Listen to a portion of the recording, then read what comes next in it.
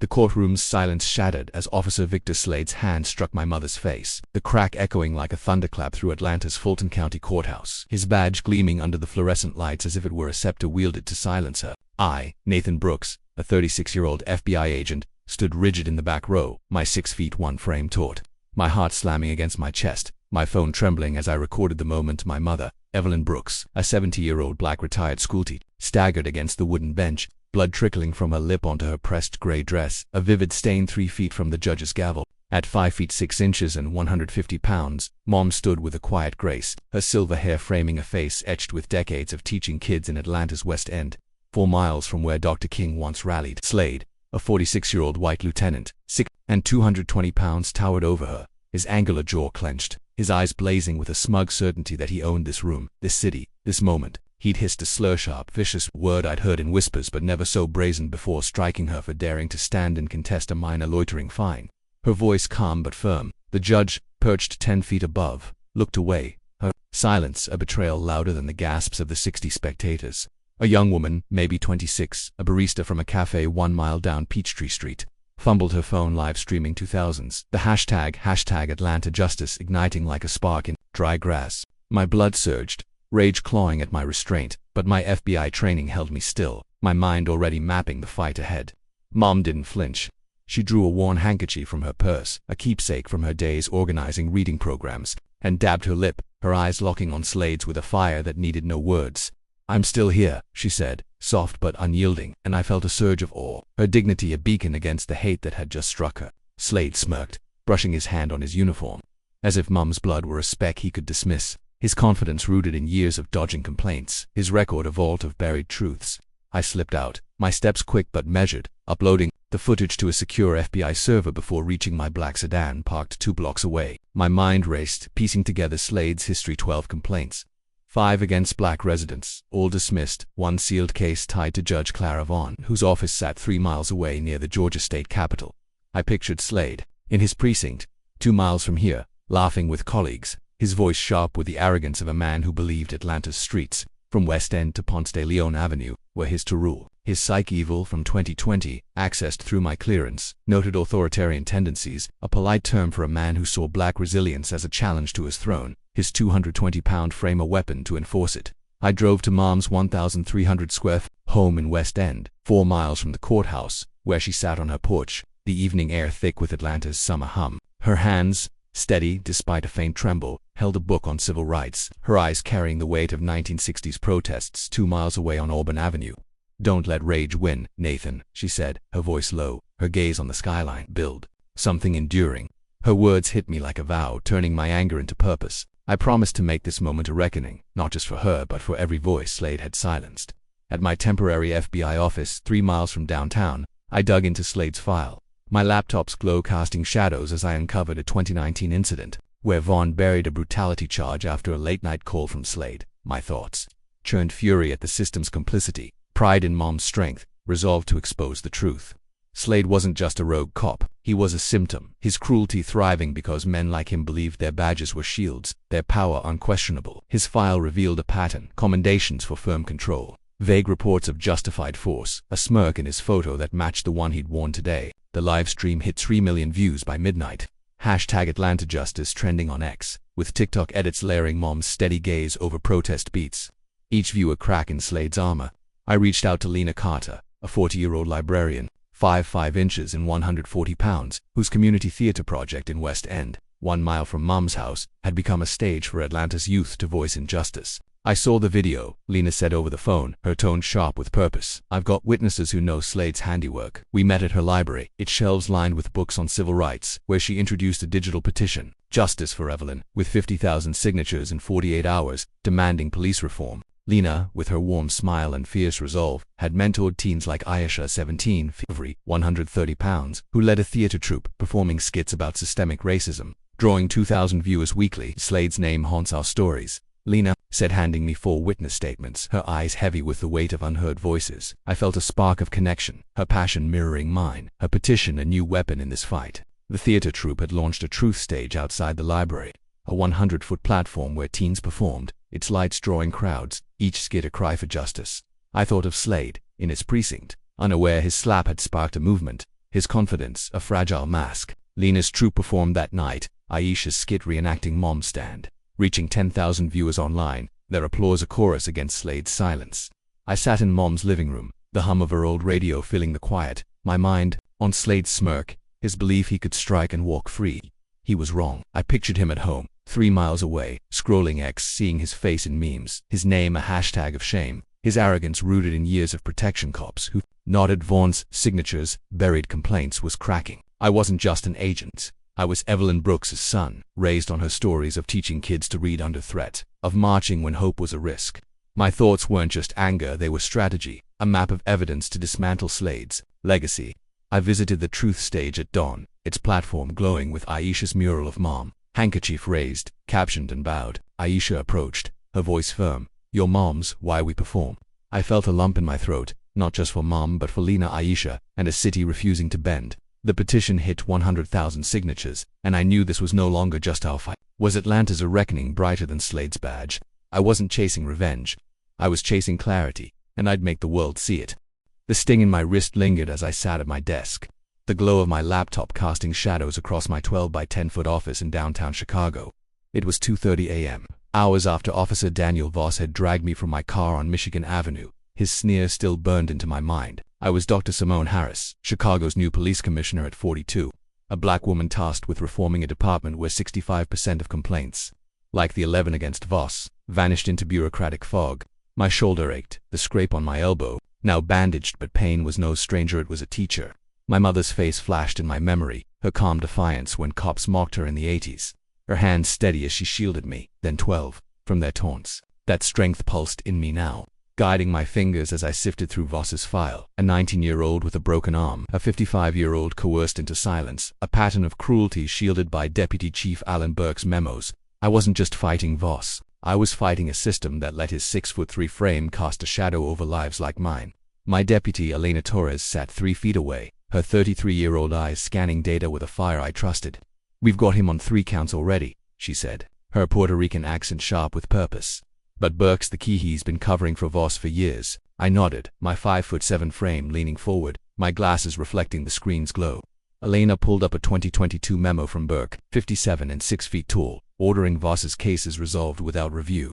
It was a digital fingerprint of corruption, one I'd send 1,200 miles to the FBI's DC office for a Title 18 probe. But evidence alone wasn't enough. Chicago needed to see the truth, to feel it. I launched Justice Live, my bi-weekly X streams, from this very office, the first one drawing 60,000 viewers, mostly 25 to 55, their comments a chorus of rage and hope. "Expose them. You're our voice." I held up Voss's redacted file, my voice steady despite the ache in my wrist. "This ends now," I said, and 15,000 retweets carried my words across the city. My next move took me 4 miles to the Art Institute of Chicago, where I met Carla Reed, a 58-year-old retired detective. At 3 a.m. her weathered hands trembled as she handed me a USB drive, her eyes heavy with the weight of 25 years on the force.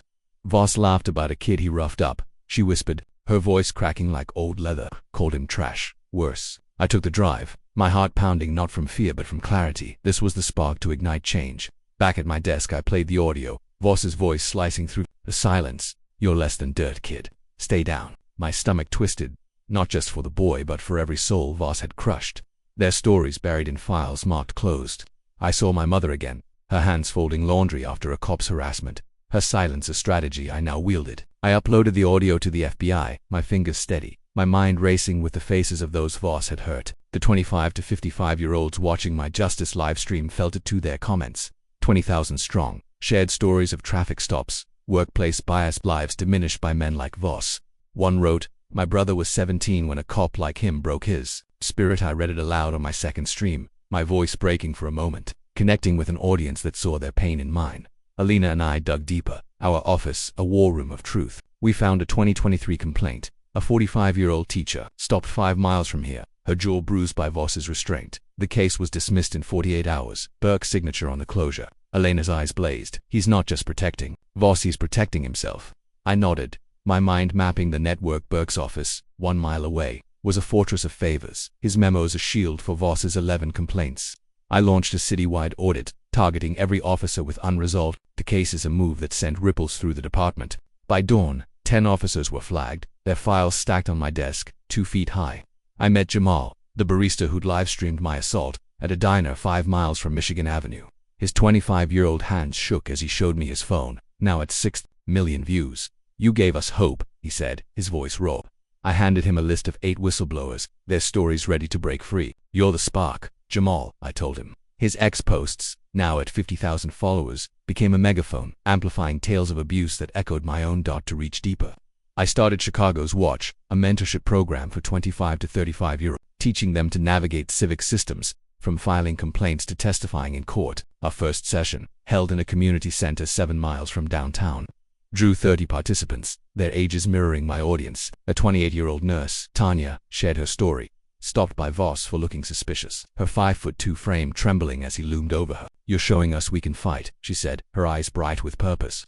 I felt my mother's pride in her, the same pride that pushed me through law school, through courtrooms where I was the only black woman. Tanya's ex-post about the program, "Learning to Stand Tall with Commissioner Harris," hit 30,000 likes, resonating with 25 to 55-year-olds who saw hope in action. Voss, meanwhile, sat in his apartment, 12 miles away, his 12 by 10-foot world shrinking. He told a rookie they'll forget this by next week, but his phone was silent, his ex-mentions flooded with memes. "Wrong car, Danny." I didn't gloat.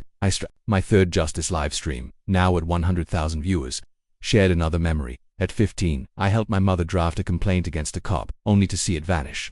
"That's why I'm here," I said, my voice steady, sparking 25,000 retweets from an audience that knew the sting of dismissal. Burke's shadow loomed larger. A 2024 email, uncovered by Alina, showed him coaching Voss to clean his reports, a directive sent from his office, 1 mile from mine. I met Clara Evans, a 50-year-old journalist, at a cafe 10 miles from City Hall, her 10-inch tablet glowing with drafts. Clara had been silenced by the PD in the 90s, her exposes buried. "Waking us up," she said, her voice thick with years of suppressed truth. I gave her 10 whistleblower contacts, saying, "Tell their stories." Her ex-thread, posted at 2 a.m., hit 60,000 shares, detailing Voss's abuses and Burke's cover. The 25 to 55-year-olds reading it felt her courage, their comments a tide of solidarity. "She's speaking for us." I saw my mother in Clara, her resilience reborn in every word. Voss's arrogance, I learned, wasn't just habit, it was doctrine. Carlos USB revealed another audio, Voss mocking a 30-year-old vendor. "You don't belong here," his laugh ablaid. My heart sank, but my resolve hardened. I launched a truth board, a digital platform for citizens to submit anonymous complaints. Linked to Justice Live. By week 2, 500 submissions flooded in, 70% from 25 to 55-year-olds, their stories mirroring mine: harassment, fear, silence. One read: "Voss stopped my dad for nothing. He's 60.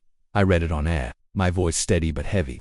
Connecting with an audience that craved truth, Voss's world began to crack. His apartment, once a fortress, felt like a 12 by 10-foot cage. He scrolled X, seeing his face mocked in memes, his name tied to hashtag Chicago Injustice, now at 8 million posts. Burke called once, his voice clipped, lay low, but the silence from his allies grew louder. I didn't celebrate, I dug.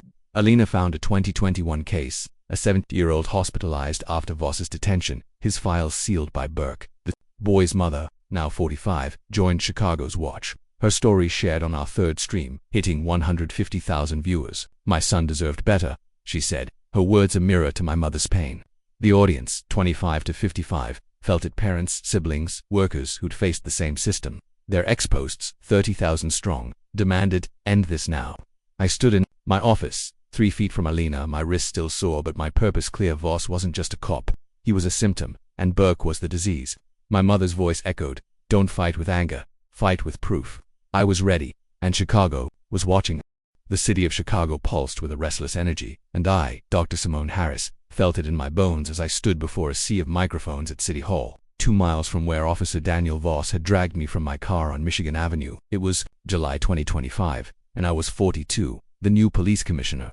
My 5'7" frame steady, despite the lingering ache in my wrist from Voss's assault. The bandage on my elbow was gone, but the scar remained a quiet reminder of why I was here. The press conference room, packed with 60 reporters, hummed with anticipation, their cameras trained on me like a spotlight on truth. My deputy, Alina Torres, stood 5 feet away, her 33-year-old eyes fierce with support. I gripped the podium, my voice cutting through the buzz. "Officer Daniel Voss is suspended. Effective immediately, pending a federal investigation into his actions." The words landed like a stone in still water, ripples spreading as X lit up with 700,000 live viewers, mostly 25 to 55. Their hashtags: hashtag Chicago Injustice, Hashtag justice for Simmons surging past 10 million posts. My mind flickered to my mother, her hand steady in the 80s as she faced down cops who mocked her, teaching me that dignity outlasts disdain. I wasn't just addressing Voss's violence. I was calling out a system where 65% of Chicago complaints, including Voss's 11, dissolved into bureaucratic smoke. The crowd, 25 to 55-year-olds, scrolling X from offices and homes, felt the weight of my words, their comments flooding in. She's not backing down. This is our fight. I didn't flinch as cameras flashed, my glasses catching the light, my resolve a mirror to their hope. Voss, 38 and 6'3", sat in his apartment 12 miles away. His 12 by 10-foot living room a shrinking cage. He scrolled X, his face frozen in memes, his sneer captioned "Power without shame." The barista Moloch's livestream of my assault had hit 12 million views. TikTok edits splicing Voss's aggression with protest beats. One viral clip looping my calm reply. "You'll regret this, officer." Voss's phone, once alive with allies, was silent, his smirk fading as he saw hashtag Chicago Injustice outtrend national news. He didn't know I'd uncovered a 2022 memo from Deputy Chief Alan Burke, 57 and 6 feet tall, ordering Voss's cases handled from his office. 1 mile from mine. Burke's shadow was everywhere, his signature on 8 of Voss's 11 dismissed complaints, his influence a wall I was determined to crack. I launched a new initiative, Chicago's Voice, a weekly town hall at a community center 6 miles from City Hall, streamed on X to 80,000 viewers. There, a 40-year-old teacher, Marcus, shared his story, stopped by Voss for suspicious behavior. His 5'9" frame shoved against a wall, his dignity bruised. "You're giving us a chance to speak," he told me, his voice trembling, but firm. I nodded, my heart heavy with his pain, my mother's lessons echoing. Speak when they expect silence. Marcus's X post, shared 40,000 times, sparked a wave of stories from 25 to 55-year-olds, each one a thread in a tapestry of resistance. Burke fought back, his desperation palpable. From his office he leaked my old case losses to a local blog, painting me as unqualified. The smear landed Flatix users, 25 to 55, unearthed Burke's own record for ethics violations, buried by internal allies. Hashtag #FireBurke trended with 1.2 million posts, the audience's anger a mirror to mine. I didn't respond to the leak. I countered with my second Justice livestream, now at 120,000 viewers, where I shared a memory at 16. I watched my mother file a complaint against a cop, only to see it vanish. "That's why we're here," I said, my voice steady but thick with emotion, sparking 30,000 retweets. The audience, parents and workers, saw their own battles in my story. Their comments a chorus. "She's fighting for us." I met Clara Evans, the 50-year-old journalist, at a park 4 miles from City Hall, her 10-inch tablet alive with drafts. Clara, once silenced by the PD in the 90s, now had 15,000 X followers. "You're breaking the dam," she said, her eyes bright with purpose. I gave her 12 whistleblower contacts, saying, "Let their voices roar." Her thread, posted at midnight, hit 70,000 shares, detailing Voss's abuses and Burke's cover-ups, each word a blade for 25 to 55-year-olds who'd faced similar silences. Voss's arrogance festered, his mind a storm of denial. In his apartment he paced his 200-pound frame heavy with defiance. He called Burke, his voice low, "Fix this." Burke's reply, clipped from 1 mile away, was cold, "You're on your own." Voss smashed a glass, shards scattering 6 feet, but the world wasn't listening. His X mentions, now at 9 million, mocked him. "Danny's done." I dug deeper, Alina at my side, her 5'3" frame a dynamo of focus. We found a 2023 case, a 30-year-old vendor humiliated by Voss's slurs, his complaint sealed by Burke. The vendor, now 32, joined Chicago's Voice, his story shared to 100,000 viewers.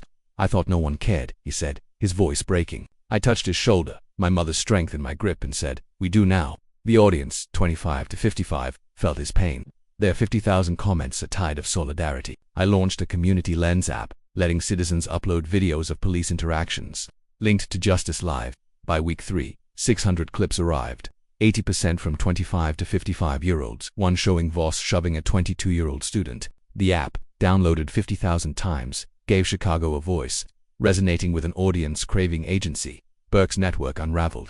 Alina uncovered a 2024 email chain. Burke coaching Voss to sanitize reports. Sent from a server 1 mile from my office. I met Carla Reed again, 3 miles from the Art Institute, a 58-year-old hand steady as she handed me another USB. "Voss bragged about breaking a kid's spirit," she said, her voice heavy with guilt. The audio, played in my office, was chilling. "I own these streets," Voss sneered, his laugh a wound. My heart clenched, not just for the kid but for my mother, who'd faced that same arrogance. I shared the audio on Justice Live, my voice cracking as I said, This isn't one man, it's a system. The stream hit 150,000 viewers, 25 to 55-year-olds tweeting, "She's exposing the rot." I started Youth Sentinels, a program training 25 to 35-year-olds to monitor PD data, held at a library 5 miles from downtown. A 29-year-old coder, Sister Aisha, joined her 5'4" frame vibrant as she analyzed complaint logs. "You're showing us how to fight smart," she said, her ex-post hitting 20,000 likes. The audience saw their siblings, their friends, in Aisha's fire. Voss's world shrank further. His apartment, once a sanctuary, felt like a 12 by 10-foot trap. He scrolled X, seeing his face in a viral TikTok. Danny Voss versus Simone Harris. Guess who's losing? He called a former ally, a 45-year-old sergeant, who hung up after 10 seconds. Burke's office went dark, his 6-foot frame absent from meetings.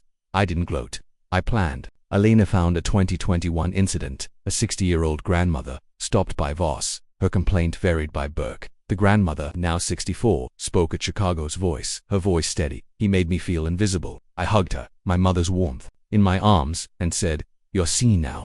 The stream, at 200,000 viewers, sparked 40,000 retweets. 25 to 55-year-olds chanting, "No more silence." My mother's lessons, patience, proof, power guided me. Voss wasn't just a cop, it was a symbol of a system that thrived on dismissal. Burke was its architect, but I was its reckoning. For 25 to 55-year-olds, my fight was a beacon. Their ex-posts a vow, "We're with you, Simone." Chicago wasn't just watching, it was rising. The federal courthouse in Chicago, a towering fortress of glass and stone just 1 mile from City Hall, felt like a crucible where truth and consequence collided. It was October 2025, and I, Dr. Simone Harris, stood at the witness stand.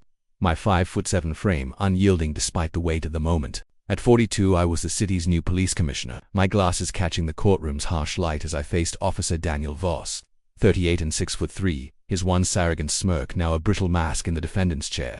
The trial live stream, to 1.5 million viewers, wasn't just about the night he dragged me from my car on Michigan Avenue, leaving my wrist bruised and my elbow scarred. It was about a system that had shielded his 11 complaints, broken bones, coerced confessions, slurs laughed off for 15 years. My deputy, Elena Torres, sat 10 feet away, her 33-year-old eyes sharp with pride, her 5'3" presence a quiet force. The prosecutor, a 40-year-old woman with a voice like steel, asked, "Commissioner Harris, describe the incident." I took a breath. My mother's lessons from the 80s, her calm in the face of cops' taunt steadying me. On July 12, 2025, Officer Voss assaulted me.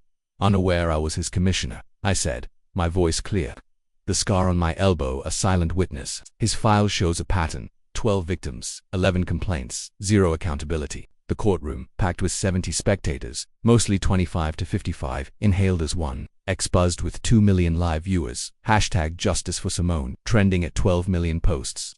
I saw my mother in every face watching, her dignity my anchor as I spoke of violence, each word a brick in a wall of truth. The prosecutor played evidence that cut like a blade. Bodycam audio from a 2023 incident. Voss's voice, sneering, "You're nothing," to a 30-year-old vendor. His laugh echoing as the man's dignity crumbled. Jurors, aged 25 to 55, shifted, their faces tight with disgust. Next came a 2022 memo from Deputy Chief Alan Burke, 57 and 6 feet tall, ordering Voss's cases closed from his office 1 mile away. The screen flashed 12 witness statements, each a wound, a 19-year-old student with a fractured arm, a 55-year-old grandmother silenced by threats. I didn't flinch, my heart heavy but my purpose clear. A 42-year-old ex-officer, Marcus Tate, took the stand, his 5-foot frame trembling with redemption. Once Voss's ally, Marcus had joined my Chicago's Watch mentorship program. His guilt transformed into courage.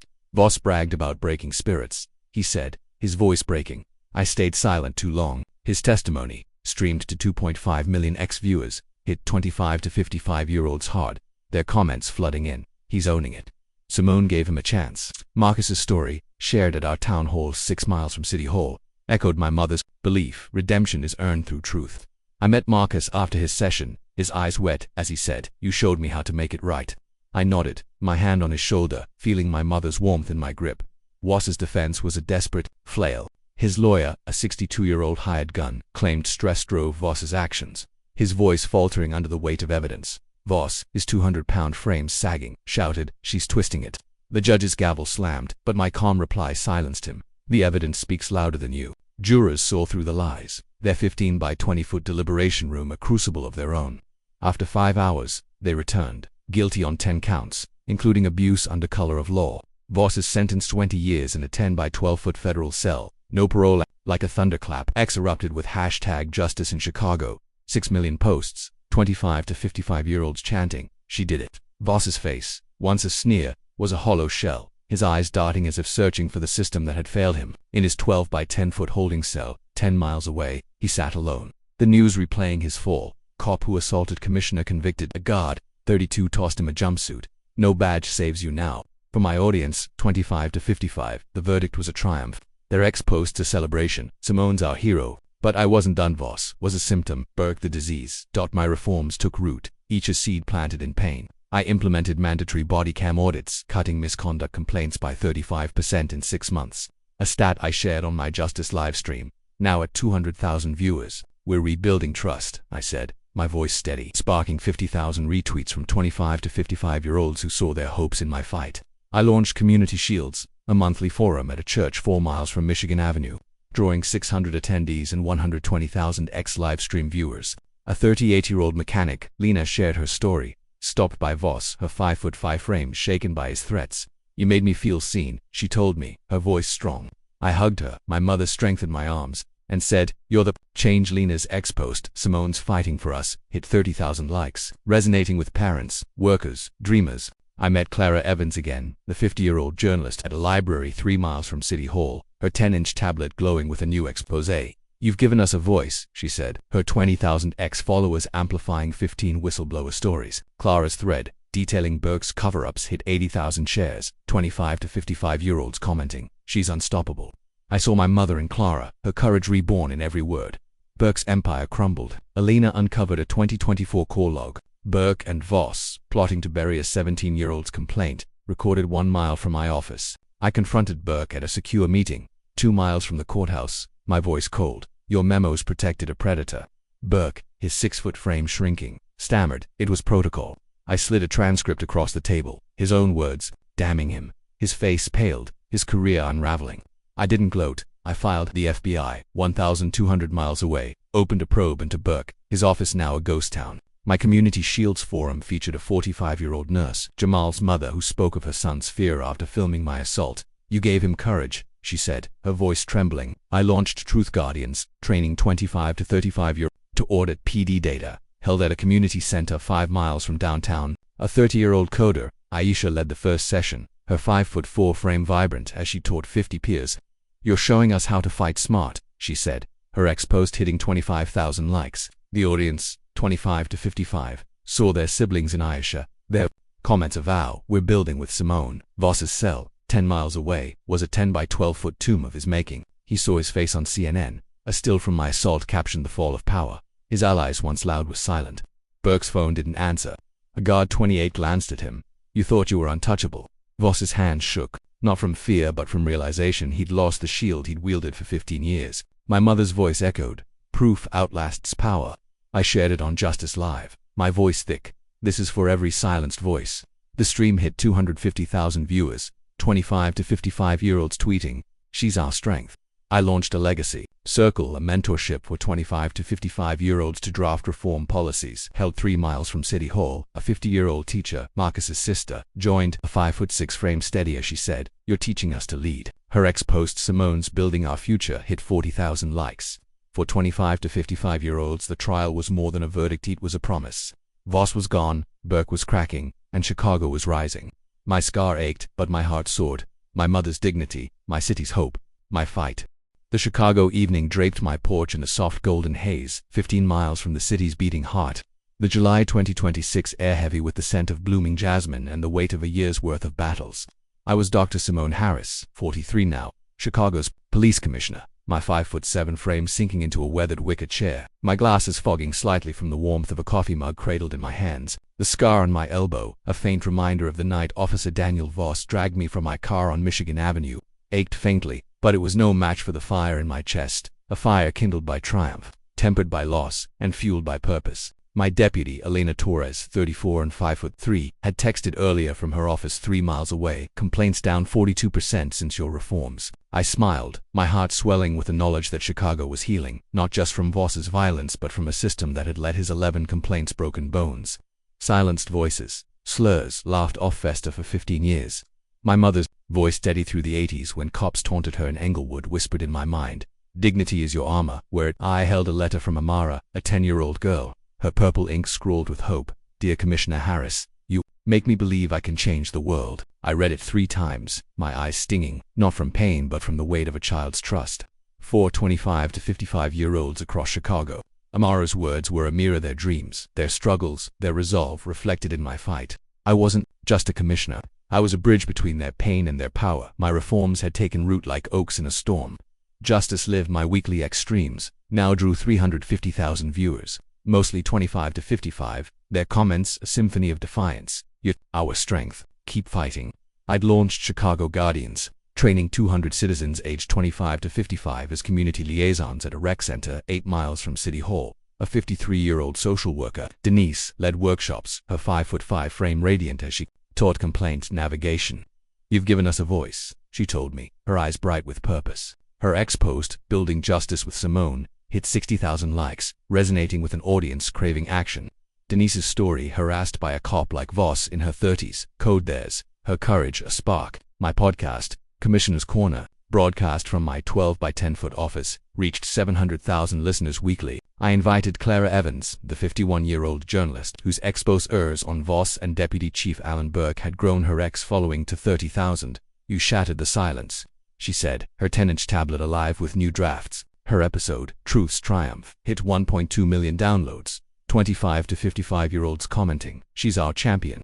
I saw my mother in Clara, her resilience reborn in every story shared, a testament to the power of speaking when silence was expected. A mural stretched across Michigan Avenue, 120 feet of vibrant color, my silhouette crowned with Justice Filed, painted by Jaden, a 32-year-old artist and Malik's cousin. Tourists, 20 feet away, snapped photos, posting to X with hashtag Chicago Rises, 4 million views strong. Jaden met me at the unveiling, his 5'8" frame trembling with pride. "You made art a weapon," he said. I hugged him, my mother's warmth in my arms, feeling Chicago's heartbeat. My niece, Maya 13, practiced self-defense 5 feet away, her 4'9" frame fierce with kicks I'd taught her. "You're my hero, Aunt Simone," she said, her voice unwavering. I knelt, 2 feet from her, and whispered, "You're mine." That moment, quiet but seismic, echoed for 25 to 55-year-olds. They're the 10th posts vowing, "We're raising warriors." My Truth Guardians program, training 25 to 35-year-olds to audit PD data, grew to 250 participants at a library 5 miles from downtown. A 31-year-old analyst, Jamal's brother, led a session, 5'10" frame steady as he uncovered a 2024 complaint against Burke. "You taught us to unearth truth," he said, his ex-post hitting 35,000 likes. The audience, parents and dreamers, saw their future in his work. Voss's world was ashes. His 10 by 12-foot cell 10 miles away, a monument to his fall. His 6'3" frame, once a tower of arrogance, slumped in gray. His 38-year-old face hollow on MSNBC. Cop's conviction redefines justice. Burke, 58, faced indictment. His 6-foot office a ghost town. His 2024 memos public after my FBI submission, 1,200 miles away. A 2026 Pew survey showed 72% of 25 to 55-year-olds supported community-led reform. My work, their proof. I launched Restoration Rounds, bi-weekly gatherings for miles from City Hall, where survivors shared stories. A 47-year-old chef, Lena's father, spoke of Voss's threats, his voice steady. "You gave me back my dignity." I held his hand, my mother's strength in my grip, and said, "It was always yours." His story, streamed to 200,000 viewers, sparked 70,000 retweets. 25 to 55-year-olds chanting, "We're seen." I met Marcus Tate, the 42-year-old ex-officer at a park 3 miles from the courthouse, his redemption sealed after testifying against Voss. "You showed me how to heal," he said, his 5-foot in frame Comsy's ex-post, "Simone gave me purpose," hit 50,000 likes, resonating with an audience seeking redemption. Chicago's transformation was undeniable. Complaints down 42% by 2026. 15 U.S. cities adopting my audit model. My podcast featured a 62-year-old grandmother, stopped by Voss in 2021, her story hitting 2.5 million downloads. "You made me believe again," she said, her voice my mother's echo. I launched Future Architects, a mentorship for 25 to 55-year-olds to draft PD policies, held 6 miles from City Hall. A 51-year-old teacher, Denise's sister, joined her 5'7" frame vibrant as she wrote transparency laws. "You're building our legacy," she said, her ex-post hitting 40,000 likes. Amara's letter, framed on my mantle, glowed under the porch light, its purple ink a beacon. I read it to Maya, her eyes wide. She's like me, for 25 to 55-year-old. Amara was their hope, their reason to fight. My final justice livestream, at 500,000 viewers, shared her letter. This is why we endure. X erupted 6 million posts with hashtag Chicago Rises, the audience vowing, "We're with Simone."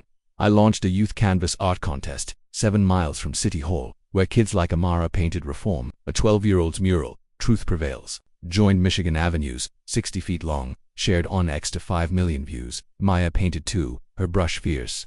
"I'll lead like you," she said. I hugged her, my heart full, and said, "You already do." Reflecting on this journey, I see the scars not just on my elbow, but in the stories of Chicago's silence. My mother taught me that justice isn't a shout, it's a steady hand carving truth from chaos. I learned that power bows to patience, that proof outlasts pride, that dignity is a weapon sharper than anger. Voss thought he could break me, but he broke himself against a system I forced to see its flaws.